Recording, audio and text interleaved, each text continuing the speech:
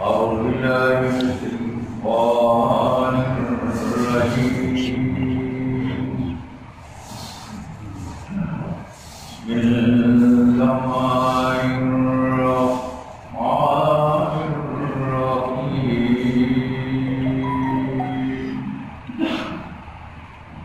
إن الله وملائكته يصلون على النبي يا أيها الذين آمنوا صلوا عليه وسلموا تسليما. إن الذين يؤذون الله ورسوله لعنهم الله في الدنيا والآخرة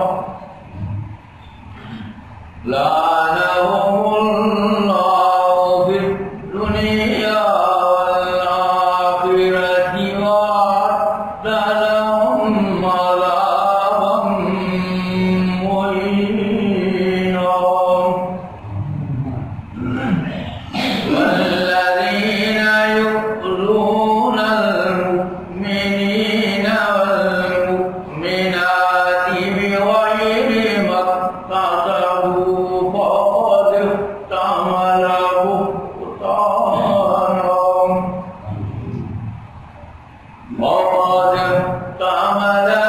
بهتانا وإثما مبينا. صدق الله العظيم. یقیناً اللہ اور اس کے فرشتے نبی پر درود بھیجتے ہیں. ایمان والوں تم بھی ان پر درود اور کثرت سے سلام بھیجا کرو. بے شک وہ لوگ جو اللہ اور اس کے رسول کو ایذا پہنچاتے ہیں اللہ نے ان پر لعنت فرمائی ہے دنیا میں بھی اور آخرت میں، اور ان کے لیے ذلت آمیز عذاب تیار کیے. اور جو لوگ ایمان والے مردوں اور ایمان والی عورتوں کو ناحق ستاتے ہیں یقیناً انہوں نے بہتان اور کھلے گناہ کا بوجھ اٹھایا. محبت سے پڑھیے صلی اللہ علیہ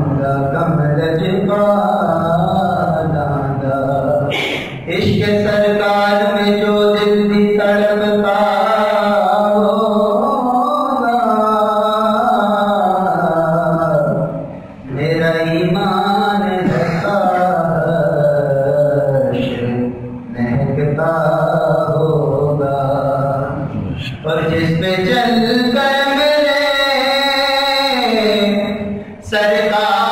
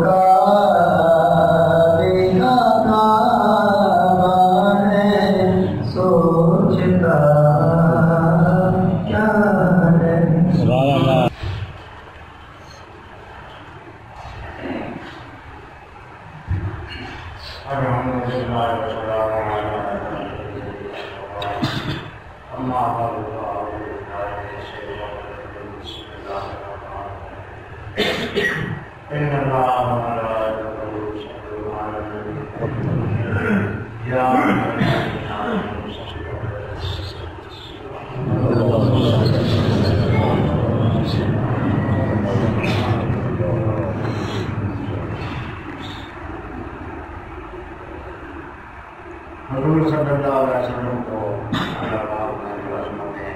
عزتیں اور شانیں عطا فرمائی ہیں، ان میں ایک بڑی شان درود شریف جو حضور صلی اللہ علیہ وسلم کی بارگاہ میں پیش کیا جاتا ہے، یہ اللہ پاک نے اس کا باقاعدہ حکم دیا ہے اور مستقل آیت ہے کہ ان اللہ و ملائکتہ یصلون علی النبی، اللہ اور اس کے ملائکہ سب نبی پر سلام بھیجتے ہیں۔ اے ایمان والو، تم بھی ان پر سلام بھیجا کرو، صلی اللہ علیہ وسلم سلام بھیجا کرو، سلام بھیجا کرو۔ یہ ایک واحد عبادت ہے جس میں اللہ پاک نے لفظی طور پر اپنے کو شریک کیا ہے۔ لفظی طور پر لفظی میں یہ کہہ رہا ہوں کہ صلاۃ جو ہے اس کے بہت سارے معنی ہیں۔ یہ جب مومنین کی طرف صلاۃ کی نسبت ہوتی ہے تو اس کا معنی اور ہوتا ہے، اور جب اللہ کی طرف نسبت ہوتی ہے تو اس کا مفہوم اور ہوتا ہے۔ اللہ حضور صلی اللہ علیہ وسلم پر صلاۃ بھیجتا ہے، وہ اس معنی میں کہ رحمت نازل فرماتا ہے۔ اللہ رحیم ہے، کریم ہے، رحمت اللہ پاک پر نازل فرماتا ہے، اور ہم صلاۃ بھیجتے ہیں تو اس سے بات یہ ہوتی ہے کہ ہم اللہ سے التجا کر رہے ہوتے ہیں کہ بھائی ذرا قوت پر رحمت نازل فرما۔ ویسے ہمارے کہنے نہ کہنے سے کوئی خاص فرق نہیں پڑتا ہے۔ حضور صلی اللہ علیہ وسلم کی شان اگر ساری دنیا صلاۃ بھیجتی رہے تو حضور صلی اللہ علیہ وسلم کی شان میں کوئی اضافہ نہیں ہوتا، اور دنیا میں کوئی بھی آپ کو صلاۃ نہ بھیجے تو آپ کی شان میں جو کمی واقع نہیں ہوتی ہے، کیونکہ اللہ اور رہتا تو بھیج ہی رہے ہیں، کوئی قدرت بھیجے نہ بھیجے۔ اللہ خود جب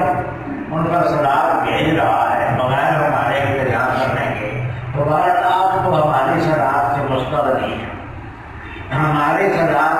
حضور صلی اللہ علیہ وسلم کو کوئی فائدہ نہیں پہنچاتی ہے، البتہ ہمیں یہ فائدہ پہنچتا ہے۔ حضور صلی اللہ علیہ وسلم نے فرمایا جو مجھ پر ایک دفعہ درود بھیجتا ہے اللہ پاک اس پر 10 رحمتیں نازل فرماتا ہے۔ ایک دفعہ درود بھیجنے سے اللہ پاک 10 رحمتیں نازل فرماتا ہے، 10 گناہ معاف فرماتا ہے اور 10 درجے بلند فرماتا ہے۔ تو ہمیں یہ حساب فائدہ پہنچتا ہے صلاۃ کا، اگر کہ حضور صلی اللہ علیہ وسلم کو اس کا کوئی فائدہ نہیں ہے، لیکن کہ ہمارے فائدے کے لیے حضور صلی اللہ علیہ وسلم نے صلاۃ کی بہت زیادہ ترغیب دی ہے۔ اس لیے نہیں کہ آپ کو کچھ فائدہ تھا، اس لیے ایک امت کو فائدہ تھا، تو جس چیز سے امت کو فائدہ ہو اس کی طرف حضور صلی اللہ علیہ وسلم خود رغبت دلاتے رہتے ہیں۔ اور اس حالت اس کی طرف توجہ دلائی کہ ایک صحابی نے عرض کی کہ یا رسول اللہ، میں جو باتیں کرتا ہوں ان میں میرا جی یہ چاہتا ہے کہ باقی ان میں سے تیسرا حصہ جو ہے وہ آپ پر میں صلاۃ کے لیے وقت کر دوں، مطلب میں تو فرض کرو کہ 3 گھنٹے میں نقلی باتیں کرتا ہوں، تو 3 گھنٹوں میں میرا جی یہ چاہتا ہے کہ 1 گھنٹہ جو ہے وہ صرف آپ کا ضرور کی، اور باقی 2 گھنٹے میں نمازیں ہیں، تلاوت ہے، ذکر اذکار ہے، جو بھی ہے وہ باقی 2 گھنٹوں میں۔ فرمایا ہاں یہ اچھی بات ہے، میں ذکر تھا تو وہ خیر نہیں، لیکن اگر تم اس سے زیادہ تھا تو زیادہ اچھا ہوگا۔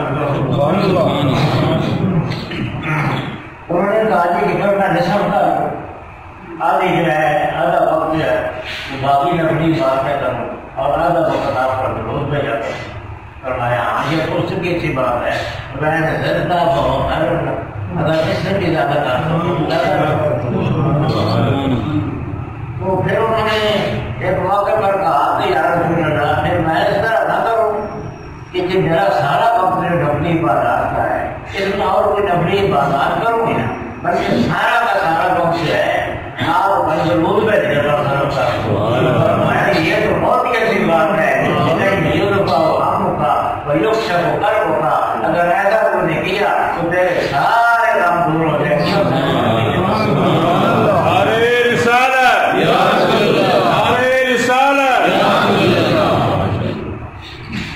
تو وہ جو میں نے پہلے کہا ہے کہ یہ لفظی اشتراک ہے صلاۃ کا وہ ہم ضرور ملتے ہیں ہم اللہ سے التجا کرتے ہیں اور اللہ ذات خود رحمت بھیجتا ہے. علماء نے فرمایا ہے کہ کوئی ایسی عبادت نہیں ہے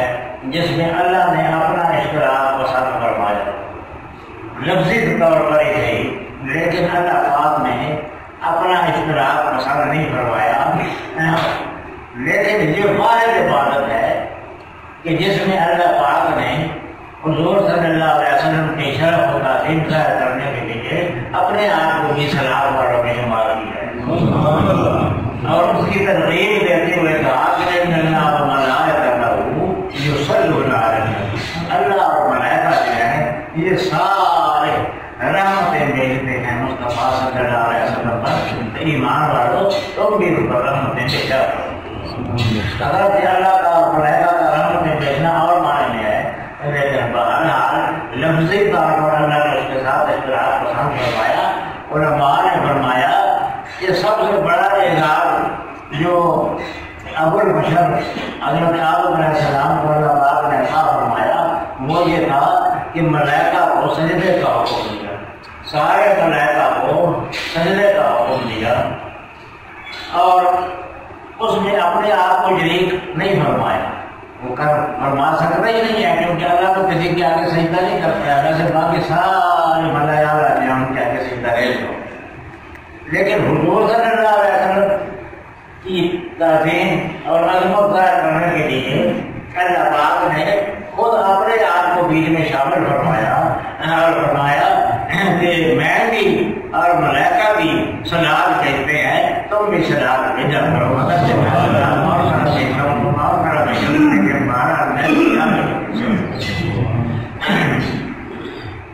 اور ہمارے یہ بھی فرمایا ہے کہ اس میں اللہ پاک نے اپنا اور مومنین کا جو اپنا اور ملائکہ کا جو ذکر فرمایا اس میں صرف صلاۃ کا ذکر کیا ہے. ان اللہ و ملائکتہ یصلون علی ملائکہ اور اللہ یہ صلاۃ ہے. یا ایھا الذین آمنوا صلوا علیہ وسلموا تسلیما. اے ایمان والو تم سلام بھیجو اور سلام بھی بھیجو. تو علماء فرماتے ہیں کہ سلام تو اللہ بھی بھیجتا ہے ملائکہ بھی بھیجتے ہیں حضور صلی اللہ علیہ وسلم. تو پھر اللہ اور ملائکہ کا جہاں ذکر آیا اس میں یہ نہیں فرمایا کہ ان اللہ و ملائکتہ یصلون و یسلمون علی. اللہ اور ملائکہ صلاۃ و سلام بھیجتے ہیں نبی پر تم بھی صلاۃ و سلام بھیجا کرو. اپنا وہاں پر ذکر جو ہے وہ ڈراپ کر دیا اور سلم و تسلیمہ جب مومنین کو حکم دیا تو اس میں سلم و تسلیمہ کا بھی اضافہ فرما. تو علماء فرماتے ہیں کہ اس کی اصل وجہ یہ ہے کہ صلاۃ بعض معنوں کے اعتبار سے اللہ پاک کی طرف منسوب ہو سکتی اور جو سلام ہے تسلیم اب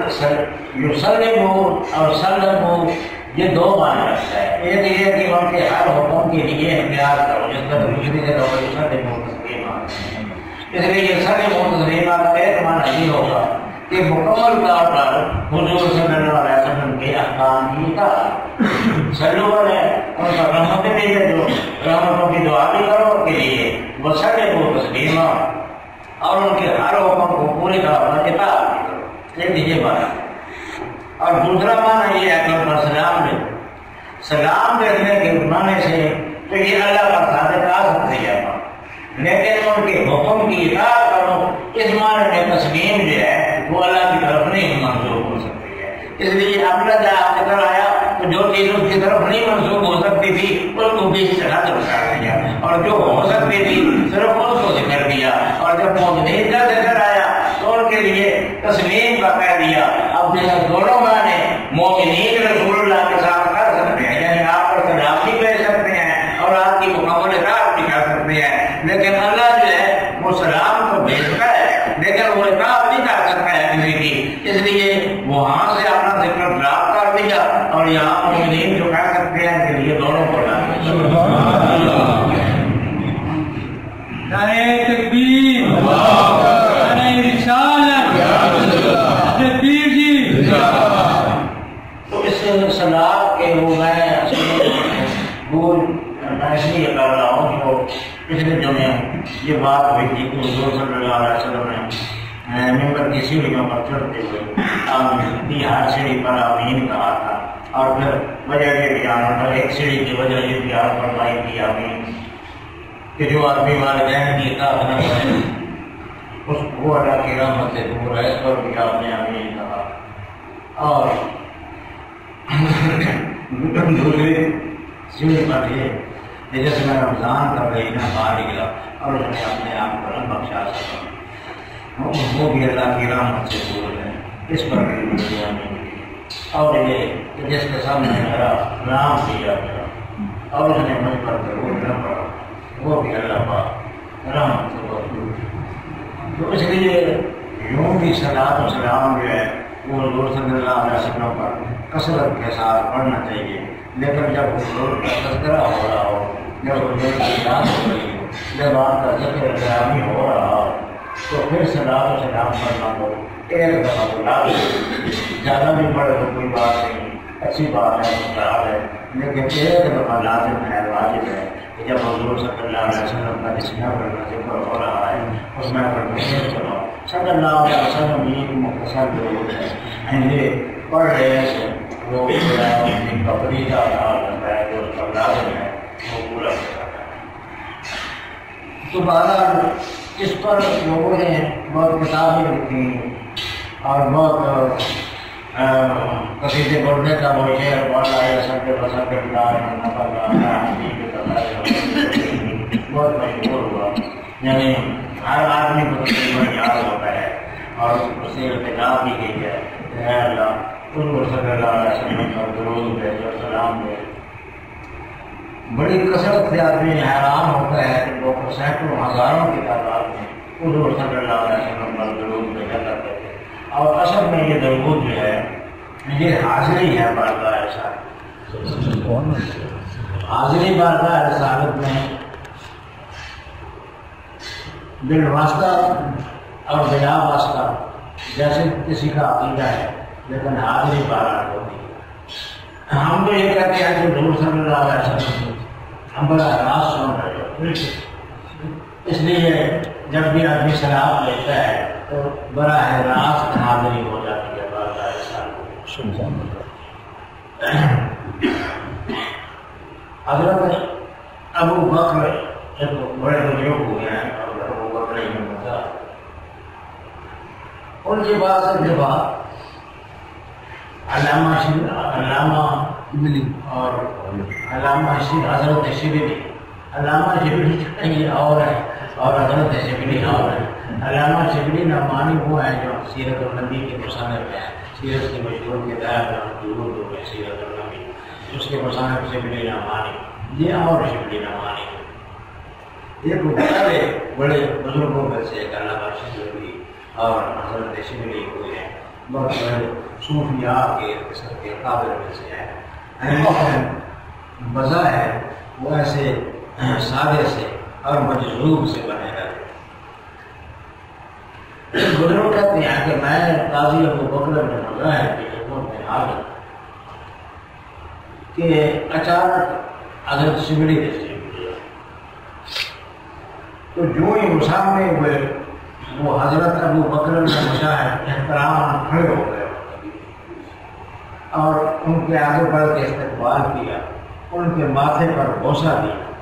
اور ان کو 5 لاکھ پر بٹھایا۔ یہ جو بزرگ تھے ابو بکر بن وجاہ، یہ بڑے عالم تھے، بہت بڑے درس ہو رہا تھا،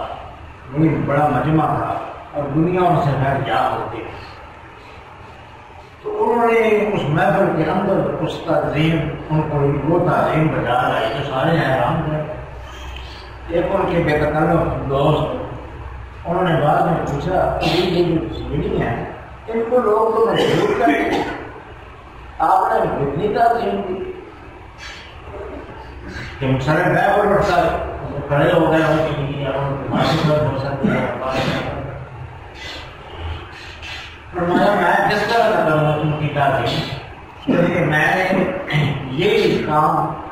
حضور صلی اللہ علیہ وسلم کو کرتے دیکھا ہے۔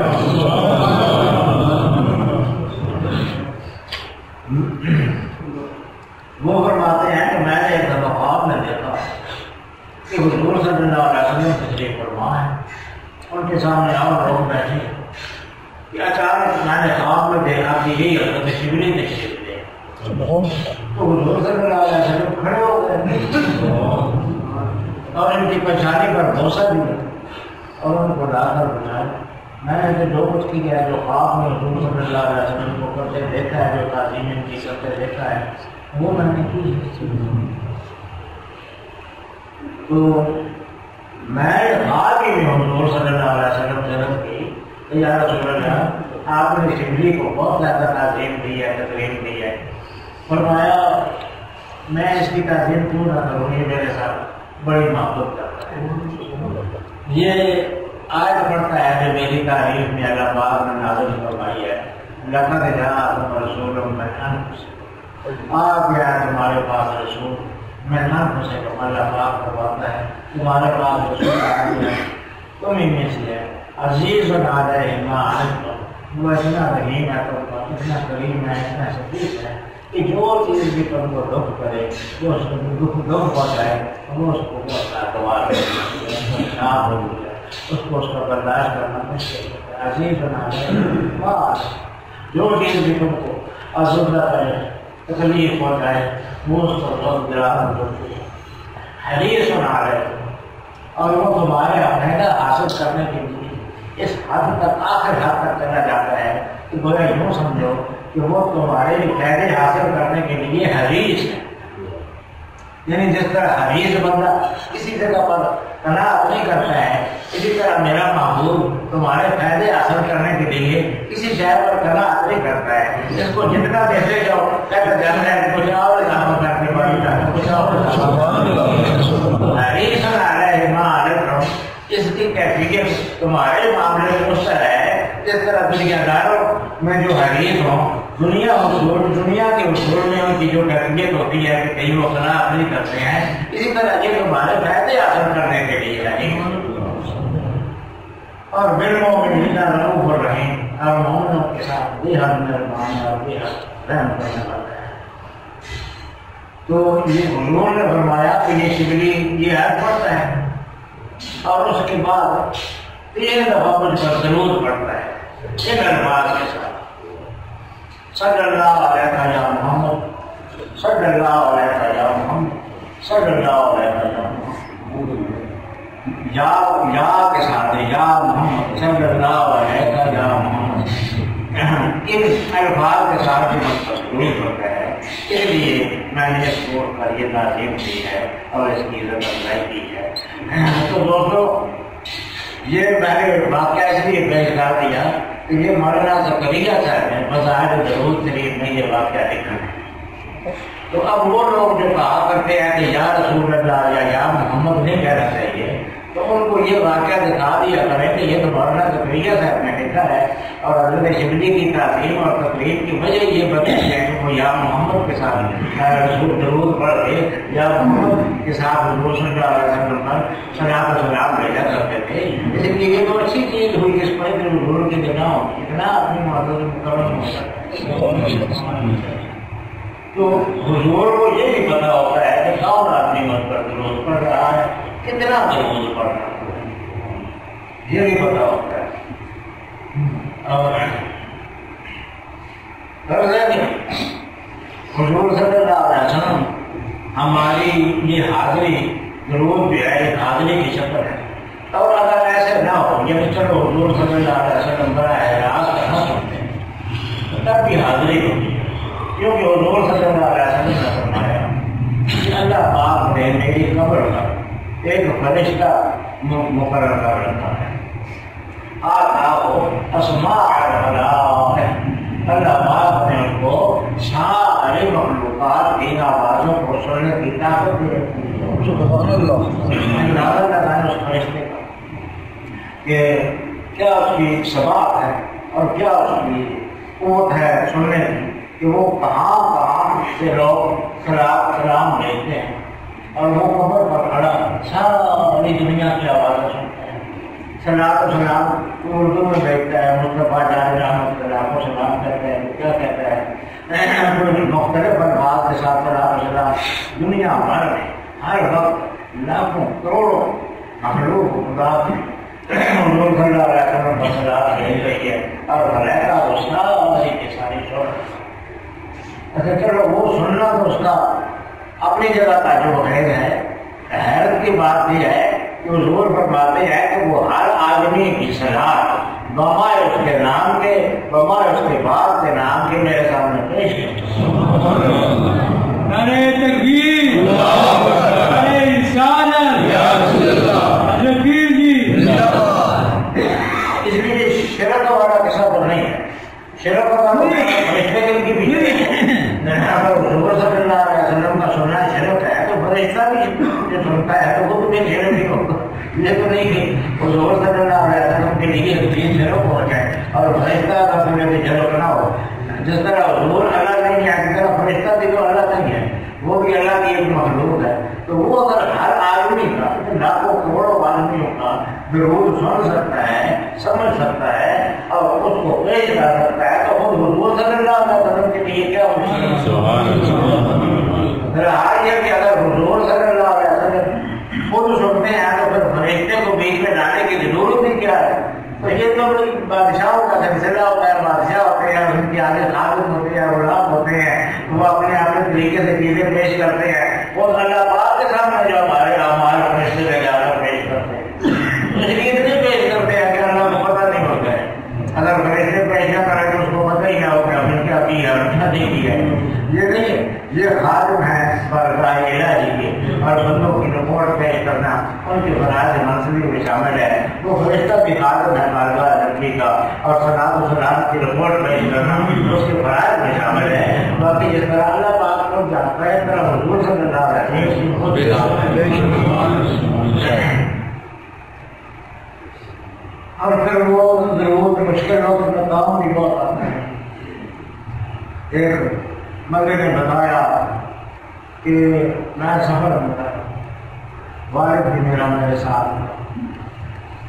راستے میں والد مار گیا تو میں نے وہاں پر مسافر کرنا کہ ادھر تلاش میں تھا کوئی آدمی وہاں تدفین کے لیے جو میرا ساتھ تعاون کرے. لیکن اچانک میں نے دیکھا باہر کو کہ اس کا چہرہ کالا سیاہ ہو گیا. تو میں لوگوں کو اگر کہوں گا کہ آپ میرے بال کی تدفین کرو تو مجھے دیکھیں گے میرے بال کا چہرہ تو کالا سیاہ چہرہ تو یہ بہت ہی بدعمل آدمی کا کوئی معاملہ ہوتا ہے کہ دنیا میں اس کا چہرہ سیاہ ہے. تو میں رو رہا تھا. اسی طرح میں نے دیکھا کہ ایک ہستی آئی اور انہوں نے میرے والد کے چہرے پر ہاتھ دیا اور وہ چہرہ ایک دم روشن ہو گیا تھا. میں ان کی طرف متوجہ ہوا اور کہا کہ آقا آپ کون ہیں؟ کہا میں محمد رسول اور میرا یہ والد بھی تھا اور گناہوں کی وجہ سے اس کی یہ کیفیت ہو گئی. لیکن اس لیے یہ کہ یہ عادت تھی کہ میرا جب بھی کہیں نام آتا تھا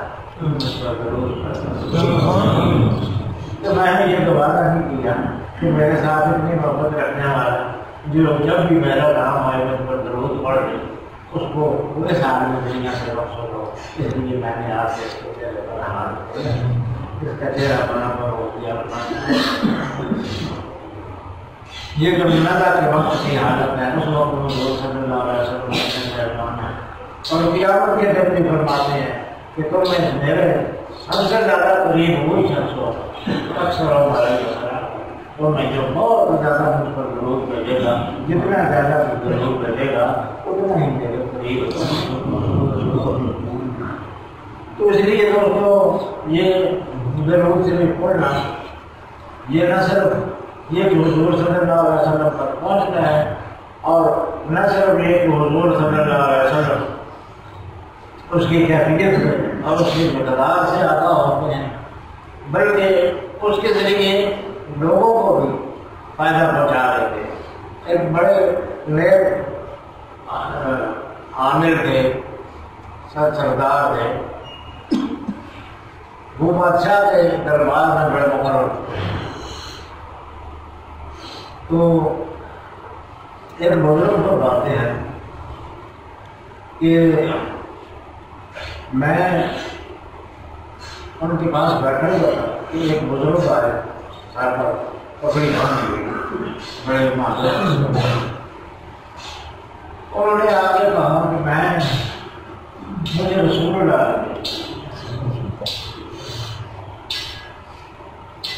وہ جو سردار تھے جو شاہ مقرر تھے انہوں نے پوچھا کہ رسول اللہ نے آپ کو بتایا اس کا کیا ثبوت ہے؟ فرمایا ثبوت یہ ہے کہ حضور صلی اللہ علیہ وسلم نے فرمایا ہے آپ کے بارے میں، مجھے حضور نے بھیجا ہے، میرا مسئلہ یہ ہے کہ میرے گھر اولاد بھی ہے، مجھے اس کے لیے کچھ پیسوں کی ضرورت ہے، میرے پاس پیسے نہیں۔ حضور صلی اللہ علیہ وسلم نے فرمایا ہے کہ وہ فلاں سرکار کے پاس وہ تیری ضرورت پوری ہے، اور اس کو یہ کہنا کہ مجھے رسول اللہ نے بھیجا، اور اگر وہ یہ کہے کہ کیا ثبوت ہے کہ رسول اللہ نے بھیجا ہے تو اس کو بتانا کہ رسول اللہ نے فرمایا ہے کہ تم ہر رات مجھ پر 1000 مرتبہ درود شریف پڑھو۔ پچھلی رات تمہوں نے 700 دفعہ درود پڑھا تھا، بادشاہ کے دربار سے بڑا ہوا آ گیا، تم نے درود شریف کو چھوڑ کے ادھر جا کے حاضر ہو گئے، وہ 300 درود کہتا ہے۔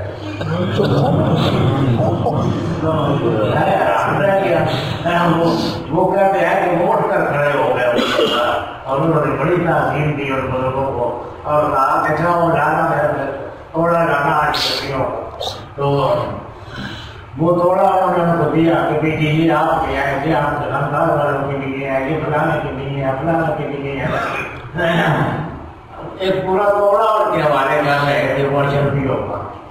انہوں نے کہا کہ نہیں، مجھے حضور صلی اللہ علیہ وسلم نے 100 دینار کا بتایا ہے، حضور صلی اللہ علیہ وسلم نے فرمایا ہے کہ 400 دینار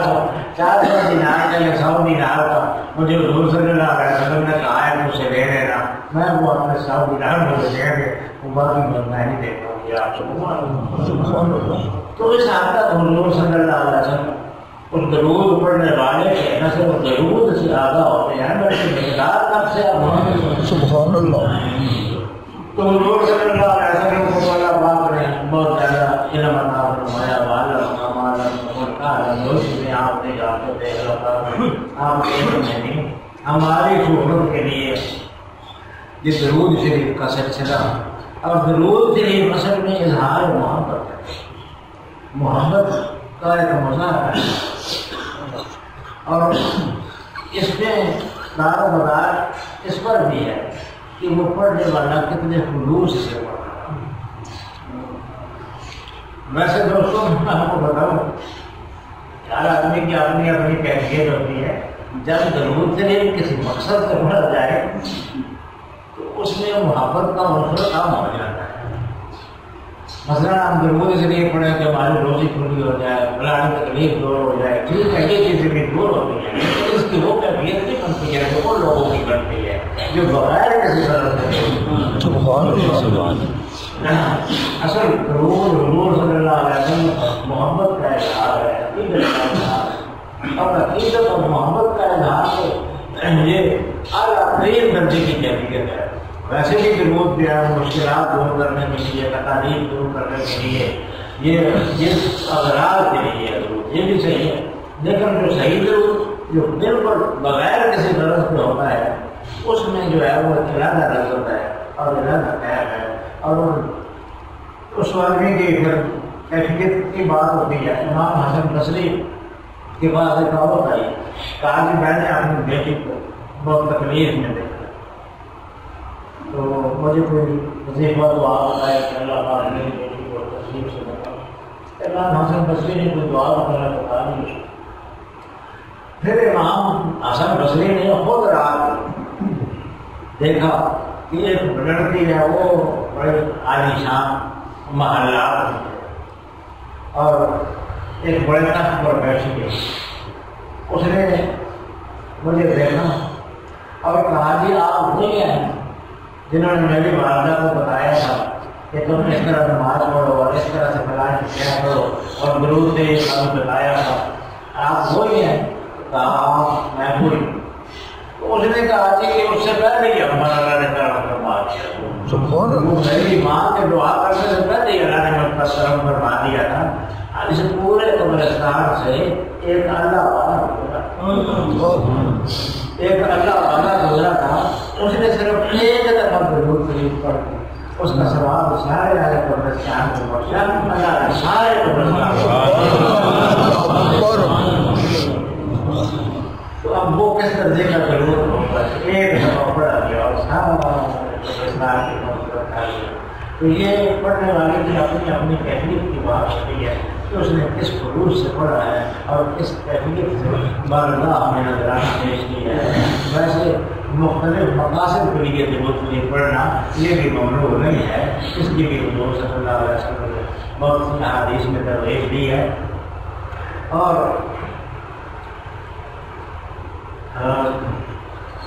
محبت اگر ہو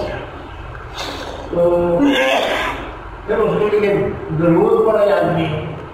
یا نعتیں پڑھے حضور صلی اللہ علیہ وسلم کی نظرانے صلی اللہ علیہ وسلم کی عظمت میں، یا ویسے آپ کی عظمتوں کو بیٹھ کے سوچے. وہ ساری صورتیں جو ہیں وہ اصل میں قرب کی صورتیں ہیں، محبت کی صورتیں ہیں. اور محبت کے رسول جو ہے یہ سب سے بڑی عبادت ہے. اصل میں درود کا اس کا ایک مظاہر ہے جو محبت دل میں ہے، اس کا اظہار ہے درود شریف کے ساتھ. کہ علماء فرماتے ہیں کہ المرء اذا احب شیئا اکثر ذکرا، جب شخص کسی کے ساتھ بے انتہا محبت کرتا ہے تو اس کو بہت زیادہ یاد کرتا ہے. اور یاد کرنا بھی یہ ضروری نہیں کہ زبان سے ہو، بس دل کا اس کی طرف لگا رہنا، اس کی طرف متوجہ رہنا، یہی بس ایک حاضری ہوتی ہے. اس لیے یہ سیشی ہوتی ہے. تو ہم سارے لوگ حضور صلی اللہ علیہ وسلم کی امتی ہیں اور ہم پر حضور صلی اللہ علیہ وسلم کے بے حد و حساب کا سلام ہے. اور حضور صلی اللہ علیہ وسلم کل کے ساتھ جو لوگوں کے مختلف تعلق ہوئے ہیں ان میں مختصر بات کرتا ہوں. مولانا جامی نے ایک قصیدہ لکھا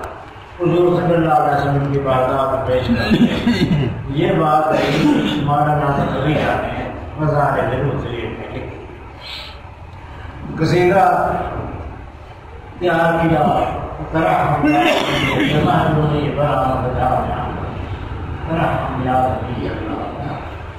آپ کے گراف میں جا کر لوگوں کی جان مہربانی کرنا مہربانی کرنا طویل رہنا ہے. بس کئی سال رہتا اس نظر کو مکمل کیا. اس کے گھر پر گھنٹوں پر آخر نظر تیار ہوئی تو حضور صلی اللہ علیہ وسلم کی خدمت ہے پیش کرنے کے لیے پہلے مکے سے پھر مدینے روانگی کا وقت ہے. تو اس وقت کا جو مکے کا سردار اس کو حضور صلی اللہ علیہ وسلم خواب ملا اور کہا کہ ہندوستان سے ایک بندہ جامی آیا ہوا ہے، وہ مدینے آنا چاہتا ہے، قافلے میں آئے اس کو منع کرنا ہے، وہ نہ آئے. بادشاہ نے یہ سمجھتے کہ کوئی ایسا شخص ہے جس سے روز سے لگا رہا ہے سمجھ رہا ہے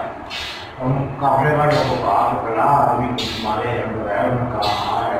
کہا اس کو بادشاہ کی طرف سے گرفتاری کرو وہ گرفتار کر کے دیں میں مختصر عمل کر رہا ہوں واقع ذرا طویل مہاراج وہ اس کی قید لکھی تو حضور صلی اللہ علیہ وسلم نے پھر ایک دفعہ بادشاہ کو اپنا دلوا دیا اور کہا کہ وہ جامی جو ہے اصل واقعہ جس کو میں نے بہت کی ہے اس کی وجہ سے کچھ دماغی پیدا ہو رہی ہے اس بات کو پھر بھی میں کرتا ہوں جو حضور نے فرمایا تھا اس سردار کو کہ قافلے والوں کو روکو کہ وہ ساتھ نہ جائیں وہ ان کو ساتھ نہ لے جائیں چنانچہ قافلے والوں کو روک دیا کہ آپ جامی کو نہیں بھیجا قافلہ اکیلے چلا گیا مولانا جامی نے دیکھا کہ قافلے والوں نے نکال دی ہے تو اکیلے روانہ ہو گئے اب اکیلے اس زمانے میں سفر کا کوئی تصور نہیں کر سکتا تھا 400 میل کا سفر دیا ہو گیا سارا ہمیں اکیلے نہیں کیسے کر سکتے اس کے بس چل پڑے اسی طرح سے حضور صلی اللہ علیہ وسلم پھر اس سردار کو خواب میں آیا اور کہا تو وہ تو آ رہا ہے میں نے تمہیں منع کیا تھا قافلے والے کو منع کرو وہ تو آ رہا ہے پھر بادشاہ نے پھر آدمی بھیجے وہ ساراؤں میں ڈھونڈ ڈال کے پھر مولانا جامی آخر پر یاد ہو گئے اب سب نے سمجھا کہ بات حضور صلی اللہ علیہ وسلم کو اس شخص سے ناراض ہیں اس لیے ان کو گرفتار ہی کر دیں وہ حضور صلی اللہ علیہ وسلم پھر تیسری دفعہ اس سردار کو خواب دیا اور کہا کہ میں نے تجھے یہ کہا تھا کہ جامی کو آنے سے روکنا ہے یہ نہیں کہا تھا کہ پکڑ لی گرفتار ہی کر لینا ہے وہ کوئی گناہگار بندہ نہیں ہے اصل میں وہ ایک بڑے صاحب محبت رکھنے والا شاعر ہے اور اس نے ساروں کی محنت سے ایک نعت لکھی ہے اور وہ نعت یہاں روضہ پاک پر آ کے وہ جو سنانا چاہتا ہے اور وہ نعت ہے اتنی مؤثر ہے کہ اس میں یہ جگہ اس نے انتظار کی ہے کہ یا رسول اللہ ہم آپ کے دربار پر آئے کھڑے ہیں تو آئے ذرا اپنا یہ تیرا تو یہ اپیل اس نے سردار نے کی ہے کہ اگر اس نے قبر پر پہنچ کے یہ نعت پڑھ دی اور یہ اپیل کر دی تو میں پھر قبر سے اس لیے اس کو روکو تو وہاں باہر لے کر آیا تو پھر فتنہ پیدا ہو جائے گا لوگوں میں بڑے بن جائے گا اس لیے اس کو روکنا مقصود ہے وہ یہاں آ کے میری قبر پر اس نعت پڑھنا پڑے میں صرف بتایا لیکن جب آقا کو پہلے ہی پتا ہے کہ وہ نعت لکھ دی گئی ہے اور اس میں یہ کچھ کہا گیا ہے پتا تو ہے لیکن اگر جانی خود پریز کرتا تو آقا کہتے ہیں کہ میں پھر صبر نہیں کر سکوں تو اصل سے محبت کی ہوتی ہے دوستوں اللہ پاک مجھے اور آپ کو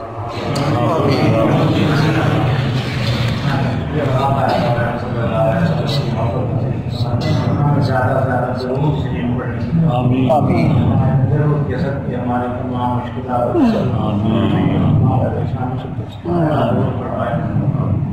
جو لوگ محبت اللہ کے ساتھ حاضر ہوئے ہیں اللہ ان کی حاضری قبول فرمائے میں پچھلے دنوں پر گیا تھا اور یہ بہت سارے لوگ ہیں یہ اس مبارک کے سلسلے میں بھی آئے ہوں اللہ پاک ان کی اس مبارک کو اس مبارک کی محبت کو اللہ پاک قبول فرمائے جو حاضرین ہیں ان کو درجات نصیب فرمائے سب کو اللہ پاک اپنے دربار کی حاضری نصیب فرمائے محبوب صلی اللہ علیہ وسلم دربار کی زیارت نصیب فرمائے اور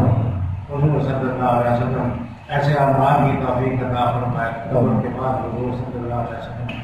اللہ پاک زیارت نصیب فرمائے اور قیامت میں اپنا قرب نصیب فرمائے خدمت نصیب فرمائے کہ سب کی ہم سب کو ہمارے آباء و اجداد کو ہمارے اعزاء و خالص کو اللہ پاک اعلیٰ درجات نصیب فرمائے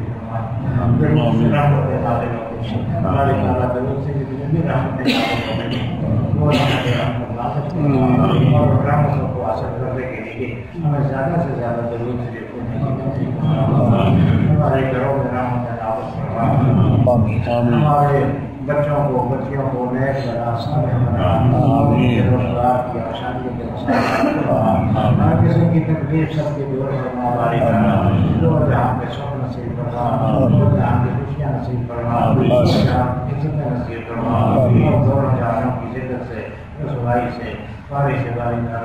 محفوظ کرنا اور ہمیں آقا محمد صلی اللہ علیہ وسلم کی شفاعت کے ہمیں دنیا میں بھی ان کی عنایت نصیب کرنا اور قبر میں بھی ان کی زیارت نصیب کرنا اور حشر میں ان کی شفاعت نصیب کرنا صلی اللہ علیہ سیدنا مولانا محمد علیہ وسلم یا الہی مصطفیٰ رحمت بدامہ کے طفیل حضرت صدیق و علی قدر سلمان کے طفیل قاسم و جعفر جناب بایزید و بوالحسن بو علی و شیخ یوسف شاہ ہمدان کے طفیل عبد خالق عارف و محمود پھر شاہ علی شیخ سماسی و میر بزم عرفان کے طفیل شاہ بہاؤالدین علاؤالدین و چرخی کے طفیل پھر عبید اللہ شہ احرار ذیشان کے طفیل شیخ زائد اور درویش محمد خواجگی باقی باللہ شیخ احمد مہر تابان کے طفیل حضرت معصوم و سیف الدین علی مرتبہ سید نور محمد جان جانا کے طفیل شاہ عبداللہ و شاہ بوسعید احمد سعید پھر جناب دوست قندھاری عثمان کے طفیل پھر سراج الدین و احمد خان قیوم زمان شیخ صدر الدین آقا غوث دوران کے طفیل جان دو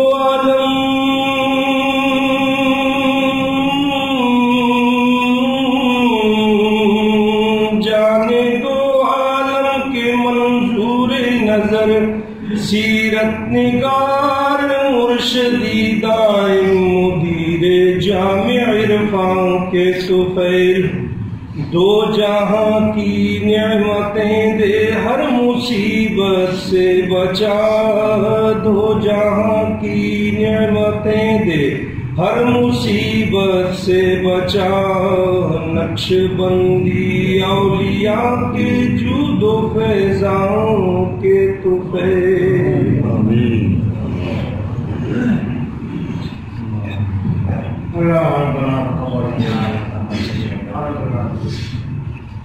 ان مشاہد کرام کے صدقے اور جن کا شجرہ پڑا گیا